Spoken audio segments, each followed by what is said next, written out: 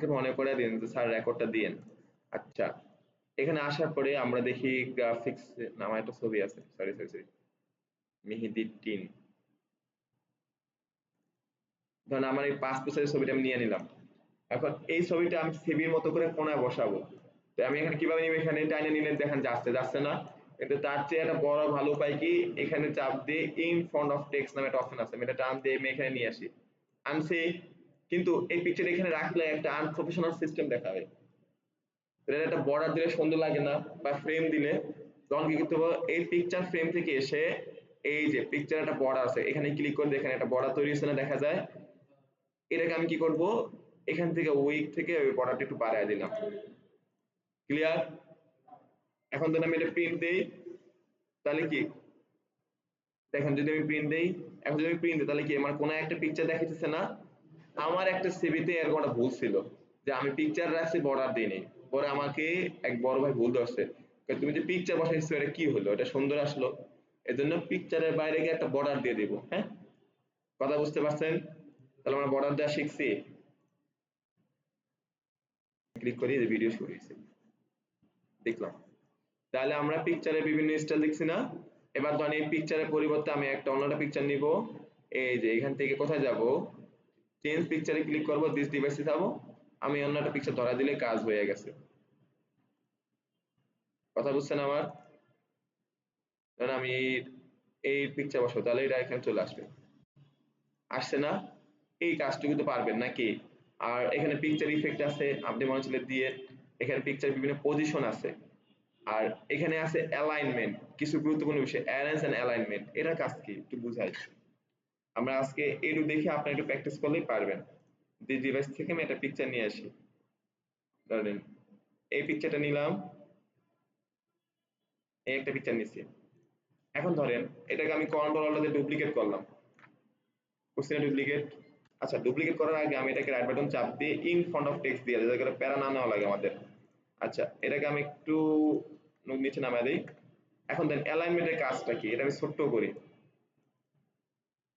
Picture ফরম্যাটে যাব। ধরেন আমি কন্ট্রোল অল্ট দিয়ে ডুপ্লিকেট করলাম, ডুপ্লিকেট করছি না, এই পিকচারগুলো এলোমেলো সাজানো না, এলোমেলো কিনা বলেন? এটা আমি কিভাবে ঠিক করব? প্রত্যেকটা আমি কি দিয়ে সিলেক্ট করব, শিফট ধরে সিলেক্ট করব, কি ধরে, শিফট দিয়ে। পিকচার ফরম্যাটে যাওয়ার পরে এই যে এখানে যাওয়ার পর অ্যালাইনমেন্ট, এই যে অ্যালাইনমেন্ট টপ, দেখেন সব একদম সোজা হয়ে গেছে না? আবার বুঝেন, আমি আপনারা খেয়াল করেন নাই, তিনটা পিকচার এলোমেলো না? আচ্ছা আচ্ছা আচ্ছা, আচ্ছা আবার দেখাই। ডুপ্লিকেট করার জন্য কন্ট্রোল অল্টার ডুপ্লিকেট, এটা হলো এক সিস্টেম। আর আপনি যদি মনে চান তাহলে কি করবেন, কন্ট্রোল সি কন্ট্রোল ভি, তাও ডুপ্লিকেট। কিন্তু আমি কন্ট্রোল অল্টার ব্যবহার করি। কি ব্যবহার করি? কন্ট্রোল অল্টার ব্যবহার করি। আপনি কন্ট্রোল সি কন্ট্রোল ভিডিও করতে পারেন।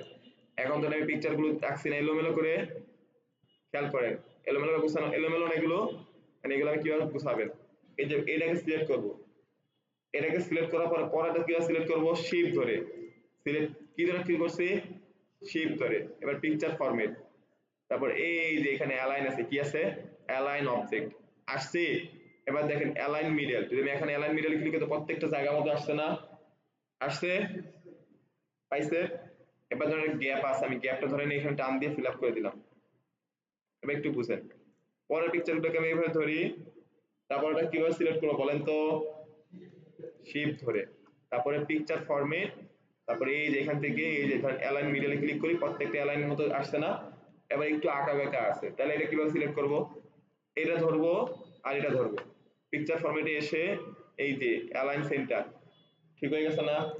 আবার এটা ধরবো, এটা ধরবো, এখানে এসে অ্যালাইন, এই যে অ্যালাইন সেন্টার, ঠিক হয়েছে না? আবার এটা ধরবো, আবার এটা ধরবো, পিকচার ফরম্যাটে এসে অ্যালাইন সেন্টার। তাহলে কি প্রত্যেকটা পিকচার কি এক পজিশনে আছে না? কথা বুঝছেন আমার? অ্যালাইনমেন্টের বিষয়টা পারবেন না? এবার আসেন, ধরেন আরেকটা কাজ আছে, অ্যালাইনের কাজ দেখানো শেষ, এবার কি ধরেন, মানে এই যে ইমেজটা, ইনসার্ট থেকে আমি আরেকটা পিকচার আনি, ধরেন দিস পিকচার নিলাম, দেওয়ার পরে না এই পিকচারটা আমি নিলাম, এই পিকচারে যদি আমি এখানে যাই, এটা আসে না কেন,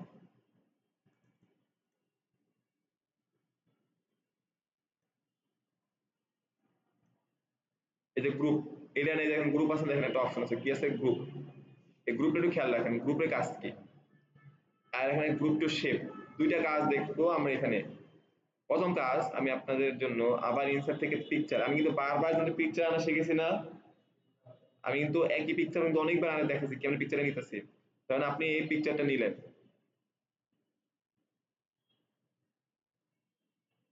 প্রত্যেকটা পিকচারের পিছনে ব্যাকগ্রাউন্ড নাই, এটা খারাপ হয়ে যাচ্ছে।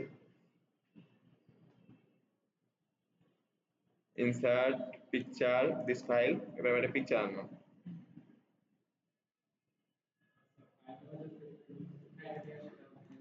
রানিয়ে নিয়ে আসা আমি আনছি ভাই। এবার ধরেন এই যে পিকচারটা আছে না, এটা একটা গ্রুপ অপশন আছে, কি আছে গ্রুপ। এই গ্রুপ থেকে ধরেন আপনার এই যে এতটুকু মানে কতটুকু প্রয়োজন, ধরেন এই যে নিচের রোলটুকু প্রয়োজন, আমি টাইনে নিয়ে আসবো রোলে। ক্লিয়ার? এলো গ্রুপের কাজ। কথা বুঝছেন আমার? কিভাবে করছি বুঝেন নাই?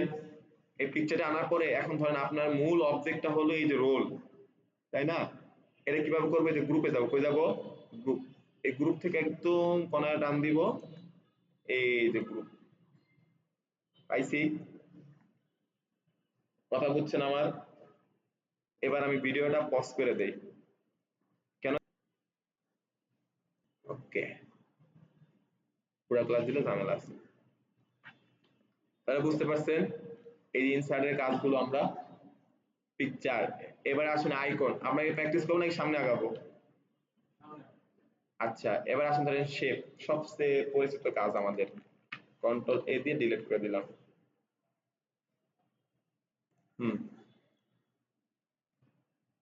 গ্রাফিক্স ডিজাইনে যাওয়ার পরে আইসি সাপোর্ট, গ্রাফিক্স, এখানে গেলে দেখবেন একটা কোশ্চেন আছে, এটা আপনাদের কমন এবার আসছিল, হ্যাঁ।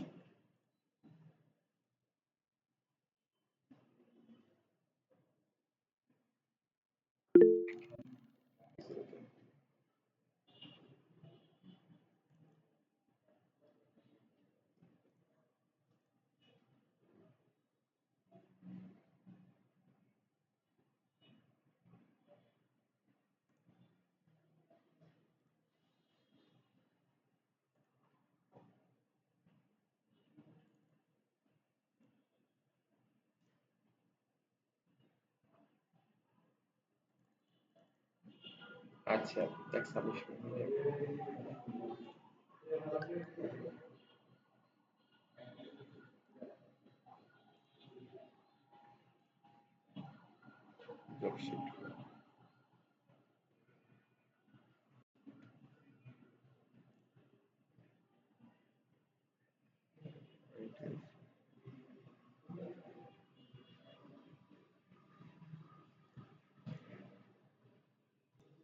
হুবাহুব এই প্রশ্নটা আছে।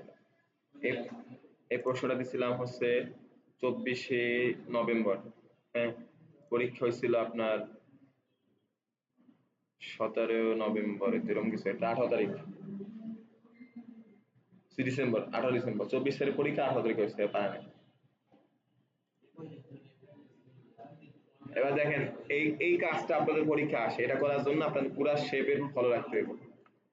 কিসের উপরে? শেপ। কালকে আমার একটা পরীক্ষা আছে, এই শুনেন, এই কাজটা ভালো মতো বুঝেন। এটা করার জন্য এই কাজটা দেখেন, এখানে একটা ছবি দেওয়া আছে, এই লম্বা একটি দেওয়া আছে, যে মেয়ে দেওয়া আছে, এগুলো এগুলো আছে, এই যে স্কিল ফিস্কিল সব আছে, আছে না? এটা পুরো কাজটা করতে হচ্ছে শেপ দিয়া, কি দিয়া, কি দিয়া করতে হচ্ছে শেপ দিয়ে। আমরা এখন দেখবো শেপের কাজগুলো। শেপের অনেক কাজ আছে, তার প্রথম কাজ, আপনি জীবনে কিছু পারেন আর না পারেন, এই কাজটা ভালো পারেন। শেপে গিয়ে এই দেখেন এখানে শেপের কিছু কালার আছে, শেপ আউটলাইন, আমরা আউটলাইন থেকে নো আউটলাইন করে দেব। আউটলাইন দিব না, এই কারণে আউটলাইন দিলে বাইরে একটা আউটলাইন তৈরি হবে। আমরা আউটলাইন নিয়ে অনেক কথা বলছি না? ভিডিও ওপেন আছে, হ্যাঁ আছে। আউটলাইন কিন্তু অনেক কথা বলছি, এখানে আসার পরে আউটলাইন অফ, শেপ ফরম্যাটে গেলে এবার শেপ ফিল কালারের, আমার দেশের পতাকা কি সবুজ, এই তো সবুজ কালার, সবুজের মধ্যে সব সময় লাল থাকে, এই যে মিস্টার লাল। এখানে একটা গুরুত্বপূর্ণ কথা আছে, যদি আপনি এভাবে টান দেন তাহলে এটা কি চ্যাকা ব্যাকা হয়ে যাচ্ছে না? হয়ে যাচ্ছে না?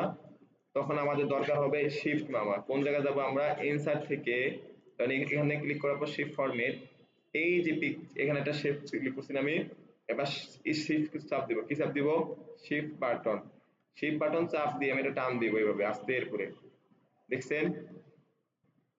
তাহলে কি আসছে, শিফট চলে আসছে না, শিফট দেওয়ার পরে এখন আমি শিফট ছাড়া যদি টান দেই, এখানে যাওয়ার পরে শেপ ফরম্যাট এখান থেকে ধরেন শিফট ছাড়া টান দিলেন, তাহলে চেকা ব্যাক হয়ে গেছে নাকি, দিক চলে গেছে না? সেটা না গেলে কি করব আমরা, রাইট বাটন চাপ দিয়ে এই যে এখানে যাওয়ার পরে শেপ ফরম্যাট, এখান থেকে শিফট চাপ দিব, কি চাপ দিব, শিফট, এবারে টান দেই, ক্লিয়ার? আসছে এটা, আসার পরে এবার শিফট আউটলাইন থেকে এটাকে নো আউটলাইন করে দেব, নো আউটলাইন করছি। এবার এখান থেকে আমরা সুন্দর মতো একটা কালার মেরে দেব, বাংলাদেশ। এগুলো তো আমাদের অনেক আগের কাজ নাকি, যারা প্রথম জীবনে শিখতে আসছেন কম্পিউটার তাদের জন্য আমি দেখাইলাম, কথা বুঝছেন? তারপরে এখান থেকে কি বাঁশ কি ডান সাইডে না বাম সাইডে, ডান সাইডে না এই সাইডে না বাঁশ, আর এই সাইডে বাঁশ। এখানে আসার পরে এবার শিফট, এবার দেখেন এই যে লাইনটা একটু খেয়াল করেন, এই লাইন নিয়ে একটু প্যারা খাবেন, এই লাইনটা কি বাঁশের মতো করতে হবে না গোল? এই লাইনটা গোল করার জন্য কি উপায় আছে বলেন তো একজনে? শিপ আউটলাইন, তখন দেবো কি ওই শিপ আউটলাইন, তখন আর ফিলে কাজ করে না, শিলে কি কাজ করে? আমি কিন্তু এই কাজগুলো করতে গিয়ে আমি কিন্তু আপনাদের সহযোগিতা করব না, আমি তো আবারও বলি এগুলো তুমি সহযোগিতা করবো না কিন্তু। এবার দেখেন এই যে লাইনটা করতে গেলে আপনাকে কি করতে হবে, একটু মোটা করতে হবে না? এটা করার জন্য কই দিতে হবে, এই যে শেপ আউটলাইন, আউটলাইনে গিয়ে ধরেন আপনি ব্ল্যাকটা দিলেন, ঠিক আছে? এই যে নিচে একদম ওই যে গিয়ে আপনি বাড়ায় দিলেন, ক্লিয়ার? কিভাবে করছি বুঝছেন? কিভাবে করছি মনে থাকবো? হ্যাঁ, আবার দেখাই, একটু খেয়াল করেন সবাই, মনোযোগ হন। ইনসার্ট থেকে এই শেপ থেকে লাইন শেপ কি নিছি আমি, লাইন শেপ, এই লাইন শেপ টান দিচ্ছেন। এখন দেখেন এই লাইন শেপে টান দিলেন এটারে, এটা কিন্তু ই দেখা যায় না, লাইনটা মোটা করা লাগবে না। আপনি এটার ক্ষেত্রে ফিল কালার দিলেন, বাট এটার ক্ষেত্রে তো ফিল কালার শো করতেছে না, কি করবেন তখন?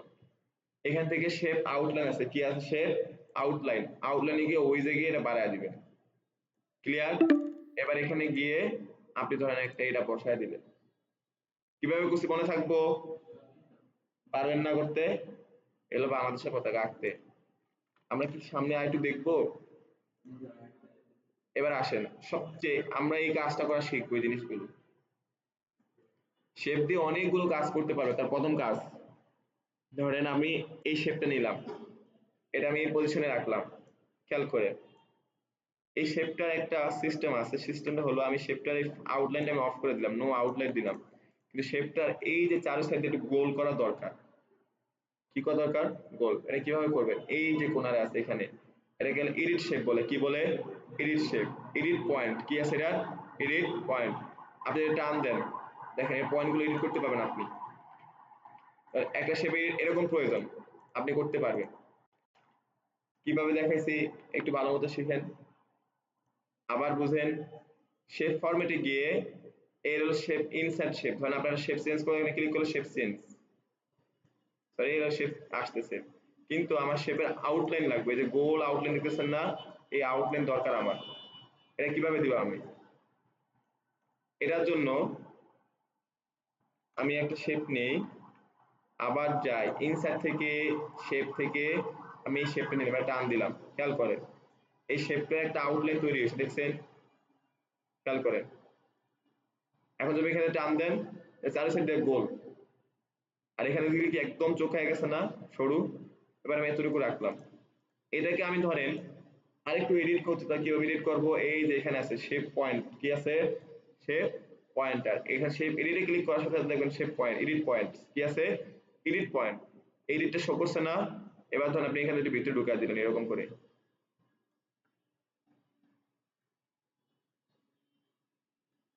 ক্লিয়ার? এটাকে এডিট পয়েন্ট বলে, কি বলে এটাকে, এডিট পয়েন্ট। আরেকটা কাজ আছে এই জায়গাটার মধ্যে, সেটা হলো এইটার মাঝখানে লিখতে হবে, কি করতে হবে, লিখবো, তাহলে কিভাবে লিখবো,